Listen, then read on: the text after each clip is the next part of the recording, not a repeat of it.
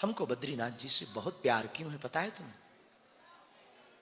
हमारे सन्यासी बाबा ने सबसे ज्यादा देर तक यहीं पर हमसे बात की थी। 22 किलोमीटर की पैदल यात्रा शुरू की और पहली ही घटना विचित्र घटी। चाका से निकल के चट्टी पड़ता है एक, तो वहां चाय पीने के लिए बैठे बच्चे तो थे, कुछ रुपया जेब में डले हुए थे लोगों के दिए हुए, चाय का शौक तो था ही और ठंडी भी बहुत थी।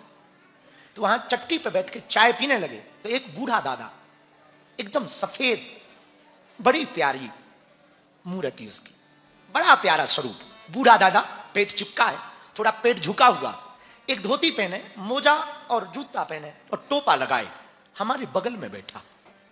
लगा कोई यात्री होगा, खुशबू बड़ी प्यारी आ रही थी चंदन की। तो हमारी आदत है कि कोई भी बगल में बैठे तो हमने कहा बाबा चाय पियोगे? तो उन्होंने कहा हाँ पिएंगे। तो हमने एक चाय और ली, उनको दी, पीने लगे। तो उन्होंने पूछा बच्चा कहां जा रहा है? तो हमने कहा कि हम केदारनाथ जा रहे हैं और फिर वापस जाएंगे या बद्रीनाथ जाएंगे। उन्होंने कहा भोजन किया? उन्होंने कहा नहीं किया। भोजन करेगा बच्चा? तो हम कहा आप कहां रहते? बोले यहीं पीछे मेरा मंदिर है। अब वहां पहाड़ों में कोई मंदिर नहीं, पर हम तो पहली बार आए थे तो हमें पता नहीं था। हमने कहा कि कर लेंगे, चलो। भूख लगी थी, दोपहर का समय होगा, 2 बजे का। उनके साथ पहाड़ चढ़े चट्टी से थोड़ा पीछे की तरफ, लगभग 700-800 मीटर। वहां एक छोटे से हनुमान जी का मंदिर था, एक झोपड़ी थी। वो झोपड़ी में बैठा, आंखों देखी बात, उसने सीधा हमसे पूछा क्या खाएगा? तो हमने कहा कि जो बना वो दो। अब का खाएगा तो कोई मतलब नहीं। नहीं नहीं बोल बोल, मन का बोल, का खाएगा? तो हम बहुत चाट के शौकीन, तो बाबा चाट खाएगा, चाट खाएगा।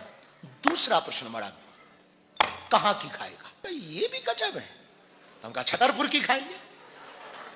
छतरपुर हम जाते रहते थे और छतरपुर में हमारे यहां एक बड़ा फेमस चाट वाला था, अभी होगा, बहुत दिन से हमें पता नहीं, उसका नाम हरी चाट भंडार है। अभी है तो हरी चाट भंडार है। हमने कहा उसकी चाट खाएं।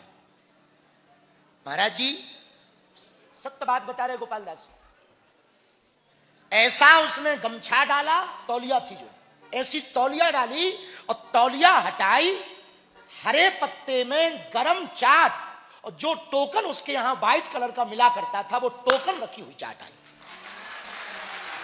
हाँ, कलर का टोकन देता था, वो टोकन ऊपर रखा हुआ चाट का। हम तो पगले आ गए। हम कहा बाबा यही शक्ति चाहिए अपन को, चाहे जो हो जाए।